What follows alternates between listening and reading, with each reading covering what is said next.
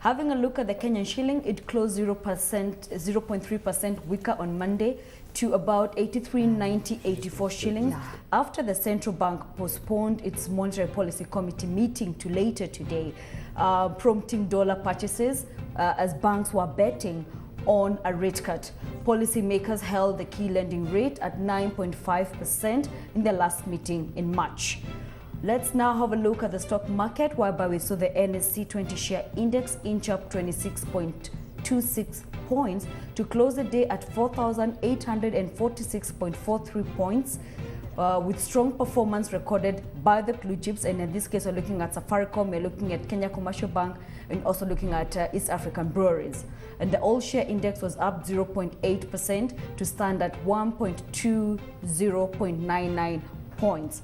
To have a deeper look at this, we're going to talk to Moses Wairegi. He is the head of research at Sterling Capital. Thank you for joining us. You're welcome. The story making headlines today is Access Kenya, with a takeover bid by Data Dimension. It is a 42% premium on the close of Friday, which was 9.85 shillings.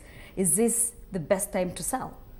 If you look at Access Kenya, it hasn't been performing particularly well in the market over the past 2 years.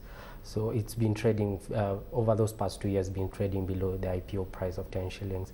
And over the past month, we've been seeing the share price rallying. I believe due to the speculation of a takeover bid, which management alluded to way back in 2011, and that news doesn't come as a surprise to the market.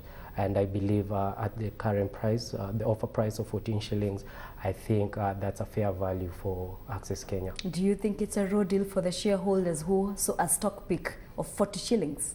If you look at the performance of the share in the market and the financial statements of the company, Access Kenya has actually been it's been profitable. If you look at 2011, 2012.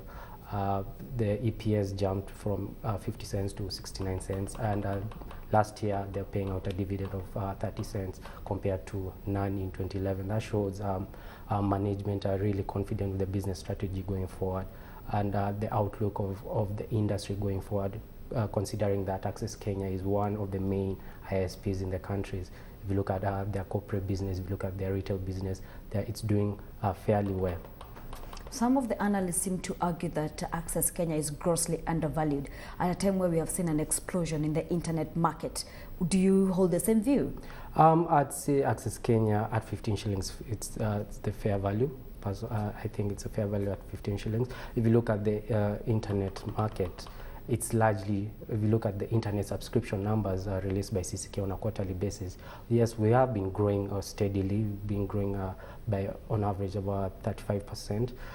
But what you need to consider is 99% of those internet subscription increases is through mobile. So I believe that firms like Safaricom have a huge advantage because of that.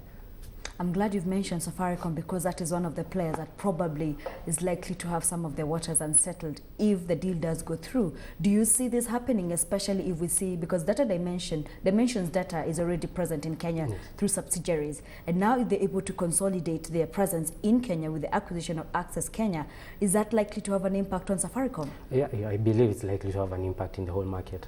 If you look at the competitors, KDN, Wananchi Group, I'm sure they're all looking at this takeover and they are really feeling the heat, even Safaricom as well. But as I mentioned, Safaricom is really, really dominant in mobile data, and the internet subscription increases have been largely dominated by mobile data. But if you look at Access Kenya, they'll be making inroads in their corporate and as well as their retail businesses. So with the takeover bid by Dimensions Data. And we saw them also declare profit this year. Exactly. With the takeover bid by Dimensions Data, this is a company which has the financial muscle to back the innovation or the creativity of the products that the management, as well as the strategy that the management comes up with. So it's going to be a very interesting year. So interesting times ahead. Yes. Still staying on the track of mergers and acquisitions.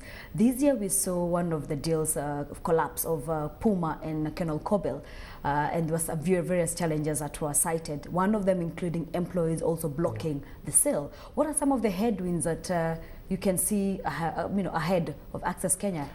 With Access Kenya, it'd be difficult to speculate on that, Yes. but I believe the management that they have in place, I believe that the employee structure and the human capital that they have in place is adequate enough to take the company ahead. I don't see any challenges in that respect.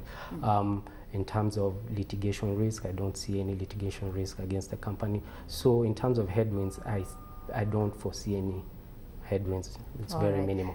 Probably now we can delve to other stocks that were still making headlines. We saw Equity Bank yesterday report a 22% increase in profit after tax to about 3.2 billion shillings. But looking at the cost to income ratio, it reduced by about 130 basis points to about 49.9%. Is that efficient enough for you? The cost to income ratio for banks with equity size at 49%, that's pretty remarkable. And we've been seeing banks at its size, the KCBs, its competitors, always looking at a target of about 50. And then from there, they obviously look at how to reduce the cost to income ratio. So at 49%, I think they're on the right track. Is it enough? The bottom line, they're still making profits. They're still the return to shareholders is still remarkable for Equity Bank. So I think they're on the right track. But at 49%, I still think they'll need to reduce it even further. All right. Yeah. We saw Kenya Commercial Bank surpassing Equity in terms of market capitalization to be the most capitalized bank in the Nairobi Securities Exchange. And the question now is, are we seeing like it has enough steam to continue rising? We have the results coming in tomorrow. Do you see the steam continuing? With regards to KCB at 42 shillings all-time high, it's been trading at that price for quite some time now. It's been reaching 42.50 and then losing steam from there. I don't foresee it breaking the 43.50 barrier. I think KCB at 42 shillings is still, in my point of view, is still overvalued. Okay. And in regards, they need to do something really, something that would push the share price past that 43.50. And we've been hearing of what they like to call the voluntary